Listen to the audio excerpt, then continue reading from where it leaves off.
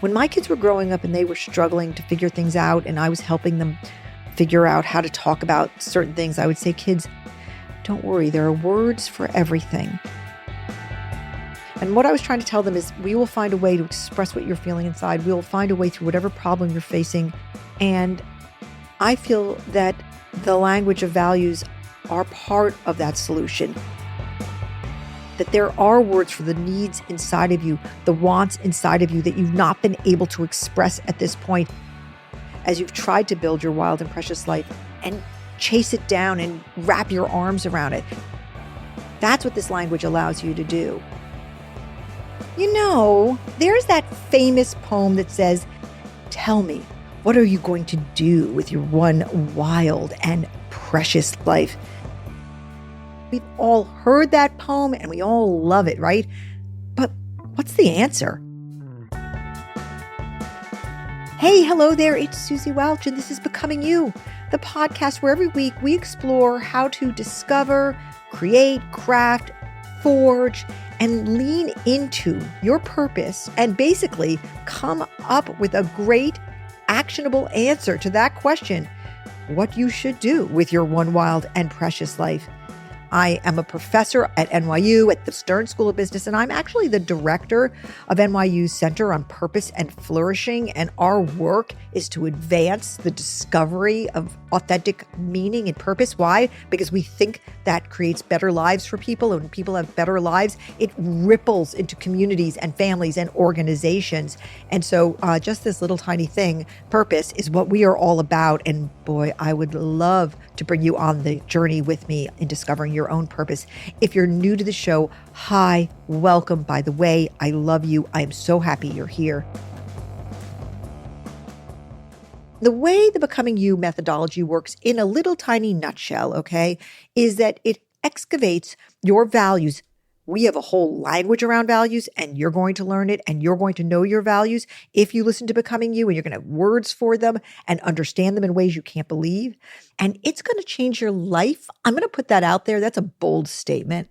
This language can change the game so much for you. I met a woman one time. She said to me, "Oh, my husband is such a workaholic." And I said, "I don't like that phrase. I'm going to ask you to think about this a different way. There's a value called work centrism. It's about the centrality of work in your life as an organizing principle. When you wake up in the morning, what do you want to do? What are you driven to do?" For some people, that's work. That doesn't make them workaholics, which is a diss, by the way.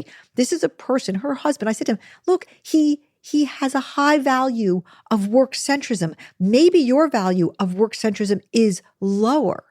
And that doesn't make him a workaholic. It makes you have a different level of work centrism in your life. Can you talk about it that way? I saw her jaw literally fall open and her eyes get really wide.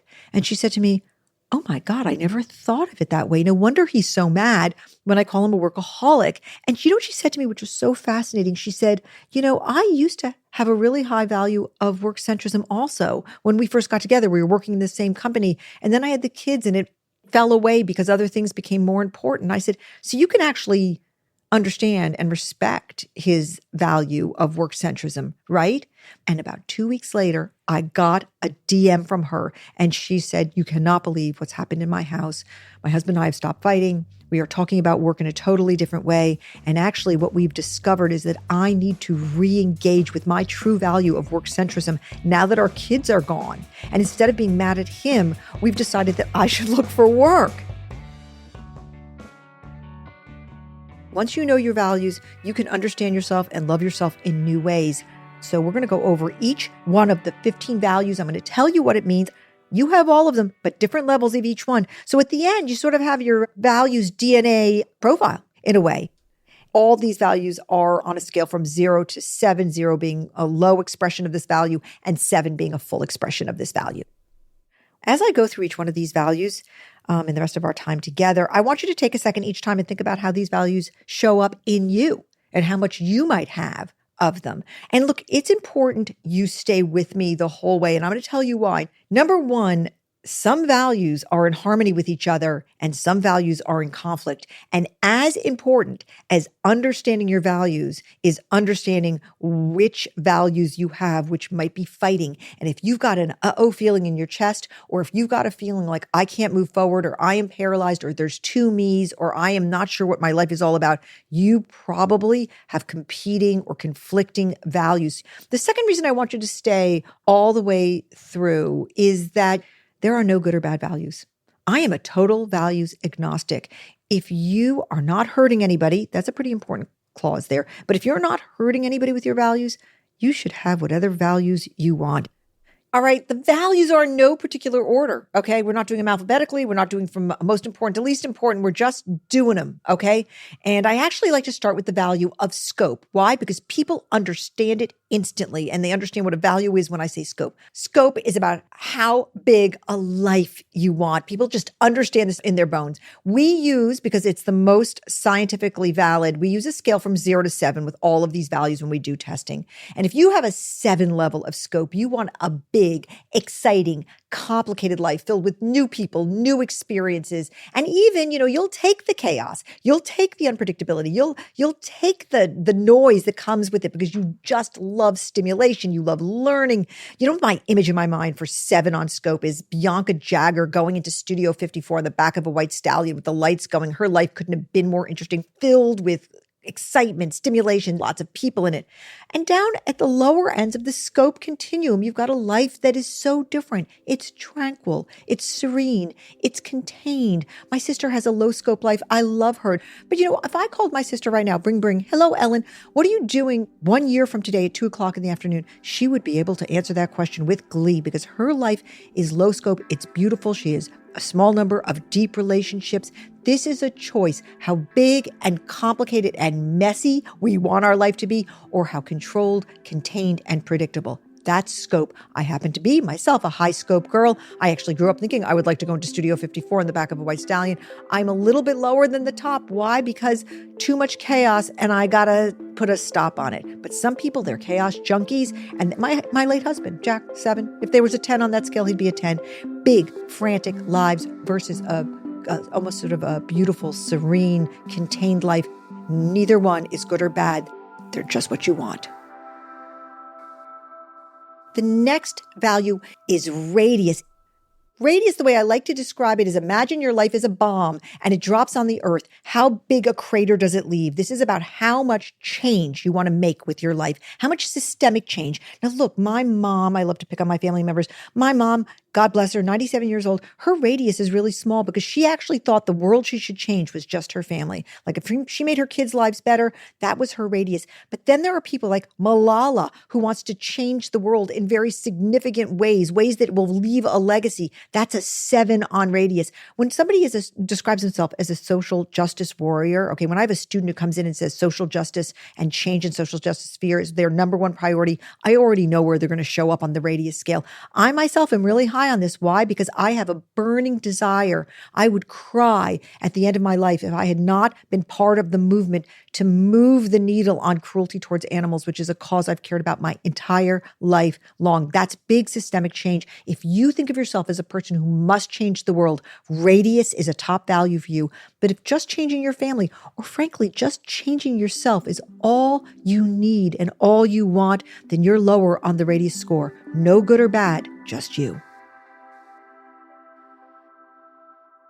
Non-sibi is one of the values that I had to borrow a word from Latin or Greek to describe because people get very judgy about it. And I don't want my values rubric. I don't like the values bridge language to be in any way judgmental. Non-sibi is your desire, your need, your want to help other people. This is not radius where you're changing the world. This is like whether or not you want to help other individuals. I had a student one time who said to me, I don't care what I do for work, Professor Welch. I just want to help people. And thank goodness he went into a career where he was in psychology. He was counseling people. If you really want to help people and it drives you and you decide what you're doing on the weekend or what you're going on vacation to do or what kind of job you want based on how many people you can help a day, that's high non-sibi. And for some people, that's just not their motivating factor. Most people want to help people to some degree. And this is about matter of degree.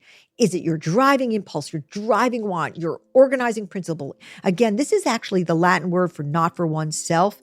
In other values inventories, this is called altruism. I don't like using the word altruism because it's got a big halo over it, and nobody wants to say, I'm not altruistic. When I think about non-Sibby, the most incredible example of a person on very high non-Sibby to me is a woman who I know of in the state of Maine who recovered from cancer. And after she recovered, she made it her life's work to enter marathons so that she could come in last. So the people who were cancer survivors who were running to prove that they had survived wouldn't come in last.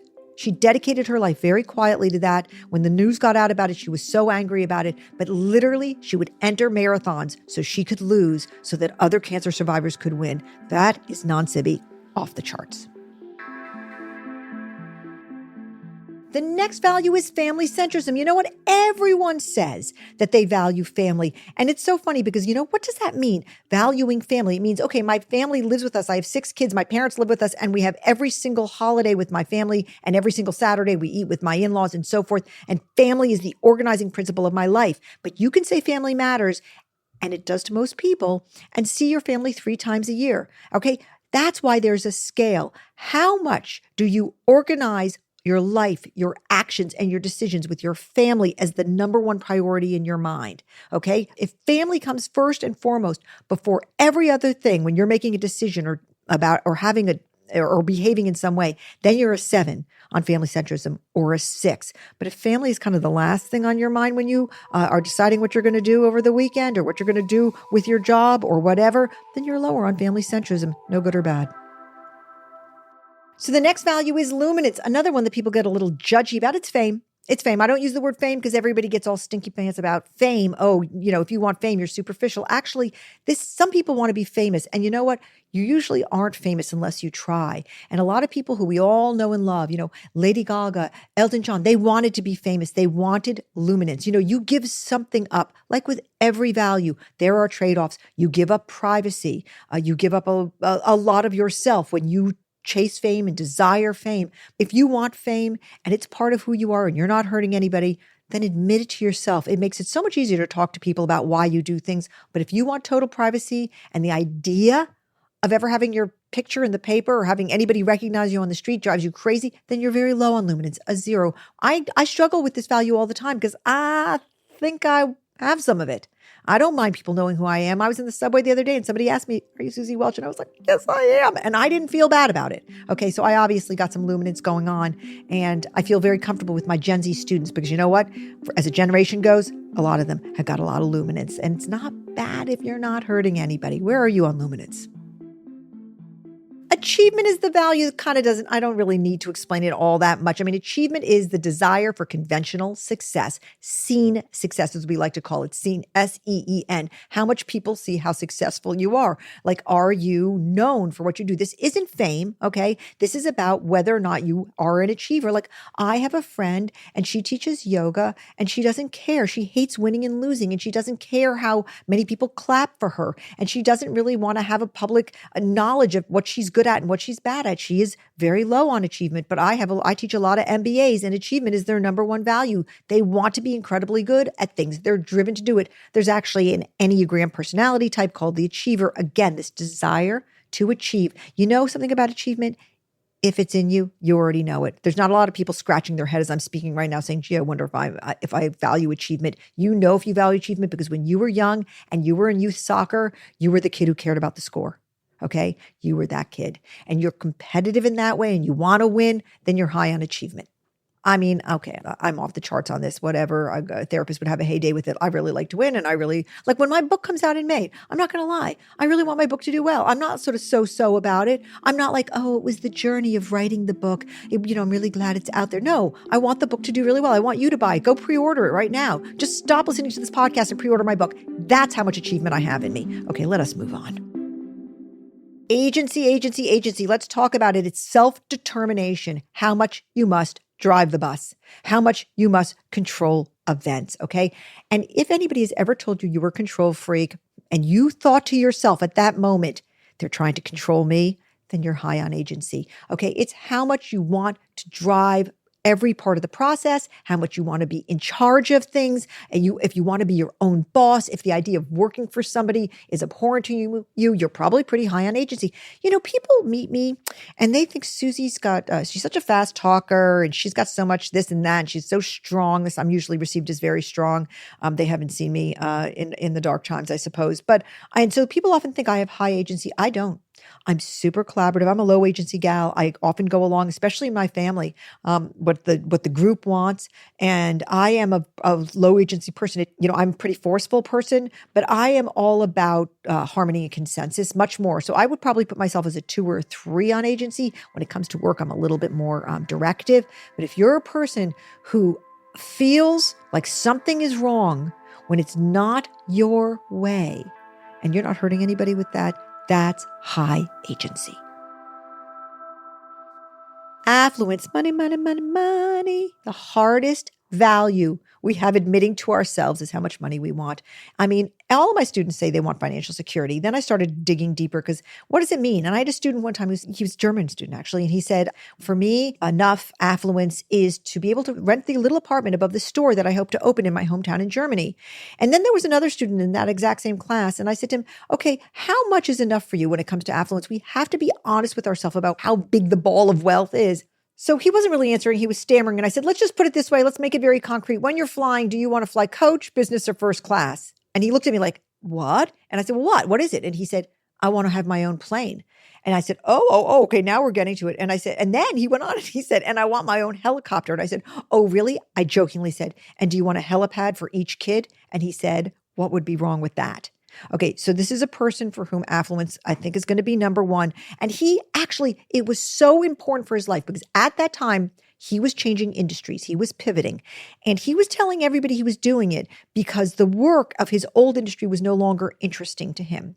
And when we dug and he was showing all this conflict about leaving his old industry, he finally said, okay, look, I actually love my old industry. I'll just never be rich there. And I want to be more honest. I want to say I'm sad to be leaving, but I need more money. Whatever happened in his life that made him feel that way, I don't care. He wasn't hurting anybody. And affluence, accumulation of wealth, having a helipad for each kid, that was it. He's a 7 on that. Some people just don't care about money. They don't care about how much they have. They just want to get by.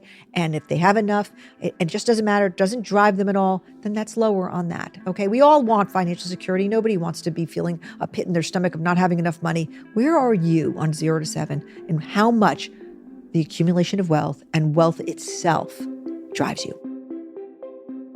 Beholderism is the value that people get all wiggy about. Okay, beholderism, the value that reflects how much you care about how things look. And by things, I mean you and your stuff. Okay, and people get all, oh, I'm so superficial, but I've rated very high on beholderism. Beholderism is an aesthetic sensitivity. You want to look good yourself. You want to look put together. You want to look beautiful. You want to look great.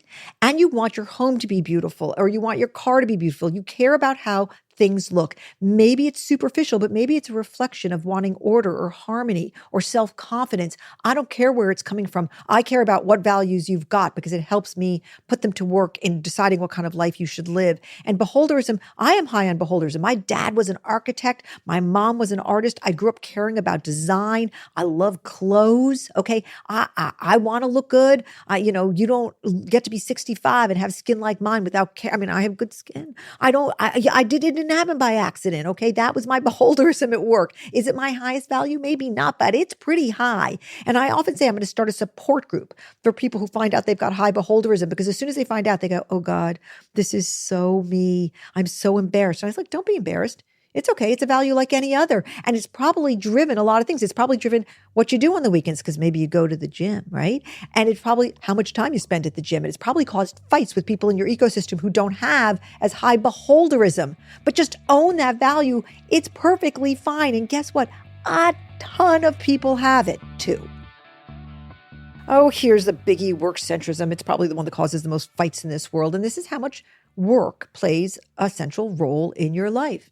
How much Do you think about work as an organizing principle? Hi, I am the poster child for work centrism at 7. I love my work. It gives me meaning. I just dig it. I wake up in the morning and I think about what I'm doing. I don't think about what am I doing with my kids or my friends. For some people, work plays a much smaller role in their life. It's not their meaning. It's not their purpose. It doesn't turn their crank. Okay, it's almost, there's a different old-fashioned word for it, industriousness, right? And some people love it and want it, and other people say, get out of my face. And if you're married to somebody where you have really high work centrism and they don't have high work centrism, this can cause some serious, let's just put it this way with a big fat euphemism, some serious conversations. Okay? Just own your work centrism. No good nor bad, just you.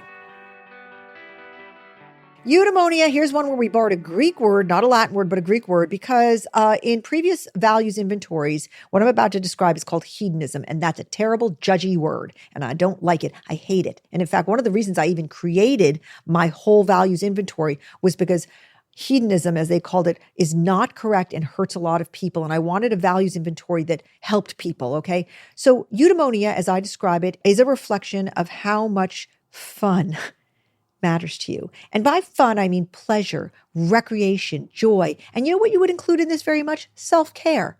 Anything that makes you feel good, sweet. I've seen eudaimonia save marriages that were on the rocks, but the both members of the couple loved fun and found a way back through fun. That's eudaimonia. How much do you organize your life around eudaimonia is where you are on this scale from 0 to 7. Where are you? Isn't this whole process very freeing, by the way? Even just talking about values, and I could recite these in my sleep. Just talking about them makes me feel so excited to share with you this language. It's absolutely game-changing. Okay, that's my personal opinion. All right, let's move on. Okay, now we're coming to a deep and heavy one, and that's cosmos, and that reflects faith or God as your organizing principle.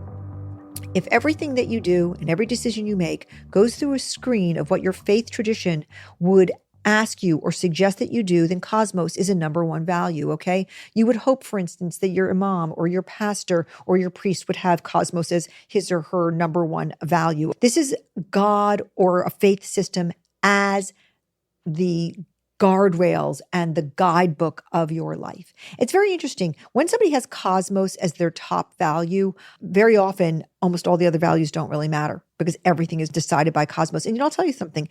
I almost left this value out of the Welch Bristol Values Inventory because it felt very politicized to me, and it felt almost like the bridge too far in terms of personal. And then we had a lot of, and in almost every single focus group, there was a faithful person because these were very diverse focus groups. And every single time that faithful person would say to me, wait, where's God?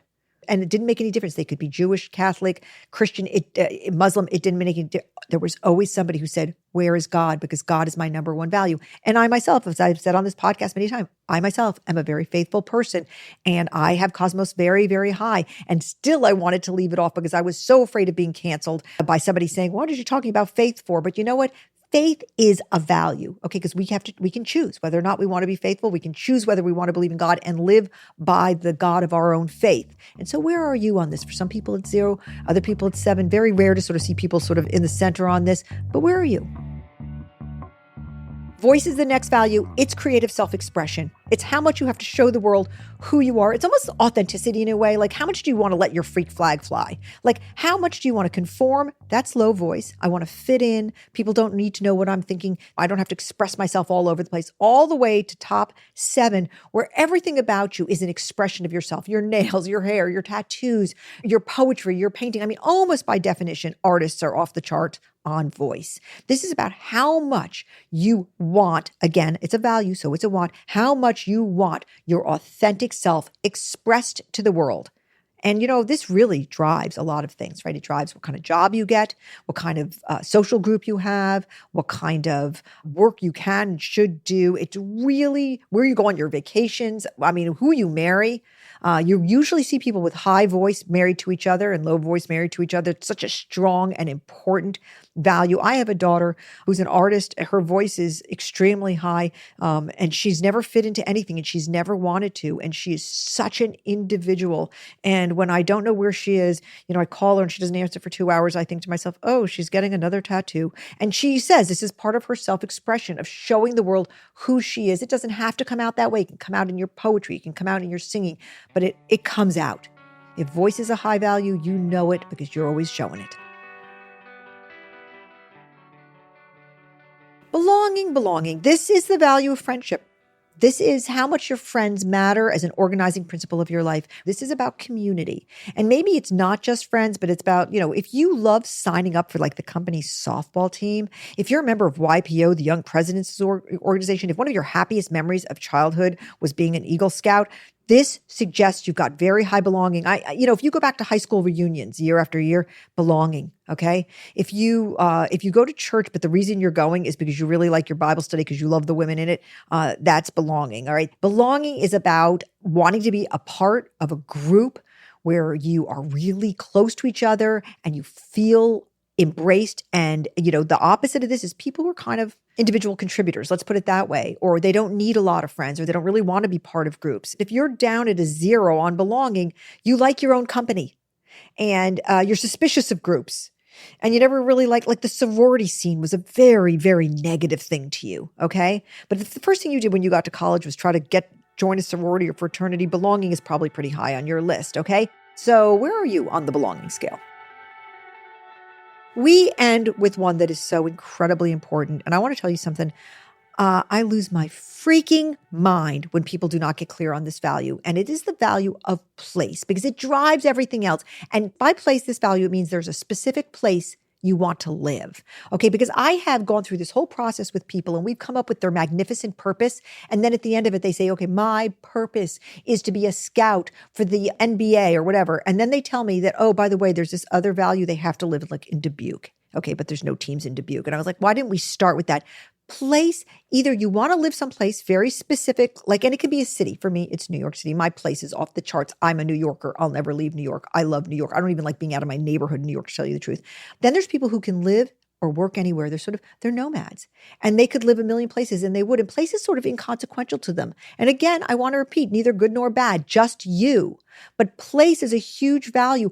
Everything can be driven by place, okay? If you're a person for whom place is really high and you got to live in Jersey with your family, everything's going to fall out of that, right? Where you work, who your friends are, how you spend your time, what kind of legacy you leave. If you're just saying, I can't leave this neighborhood in Jersey, God bless you. How much is living in one place, settling in one place, owning one place in your soul important to you? That's a 7. Again, I hold myself up as the example. I think the only one like me in New York is Fran Lebowitz, who's made a fantastic sort of career out of just talking about how great New York is.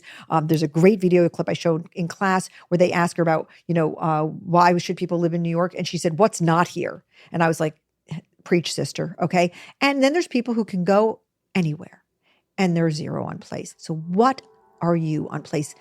Where are you on place? That is a value. I think this language, these words are the answer for anybody who is seeking to understand themselves better and figure out what they want to do with their wild and precious life. Frankly, I don't even know how you get there without knowing your values. Your values have to be real. They have to be specific. They can't be amorphous. Family and financial security, so much more powerful, so much more actionable when you say, yeah, my values are non-Sibby, they're family centrism and they're cosmos or whatever yours are. I just chose those randomly. It empowers you. It empowers you when you have these words to make progress towards figuring out your purpose and then living it, which is exquisite in how alive it makes you feel. And that's why we need to know this language so that we can speak to ourselves and each other. Like any other language, it makes communication possible. Even better than that, it allows you to have conversations with those around you, people you love, people you work with, your family, about who you are and who you want to be. Why don't you tell me about your values? I've just told you about all these values. I would love to hear from you. DM me on Instagram, find me on LinkedIn. Let me hear about your values. Let's enter the Becoming You community together. Keep this conversation going and make sure that we just are all speaking to each other about values in a way that just expands our understanding. Look, we make this podcast because we believe that it is a show that makes you feel comforted because you hear what you need to hear. And this is a show that sometimes makes you sweat. Again, because you hear what you really need to hear. Now, look, I want to tell you something super exciting. Okay, it's super exciting to me. I really hope it's exciting to you. And that is that we have a digital tool that we are working on. It will be on my website when we're done with it. And actually, even if we go through this process today and you're not sure where you are in each one of these values, you will soon know. So stay with us and you will find out all sorts of stuff about that test. It's coming at you because we're not just a podcast, we're a full service purpose provider. And we really want you to enter this content the way we have. That is it for our episode today. Thank you for being here. Hey, I love hearing from you. I don't like it. I love it. So please write to me and connect with me on Instagram or LinkedIn. You know I don't make this podcast by myself alone in a closet with a microphone, don't you? Becoming You is produced by Jesse Baker and Eric Nuzum of Magnificent Noise. Our production staff includes the amazing Golda Arthur, Muskan Nagpal, and Kristen Muller, with help from the Becoming Universe members, Eliza Zinn, Hallie Reiner, Maddie Paul, and Tanya Joji. Could not do it without these people. Trust me. I'm your host, Suzy Welch, and this is Becoming You.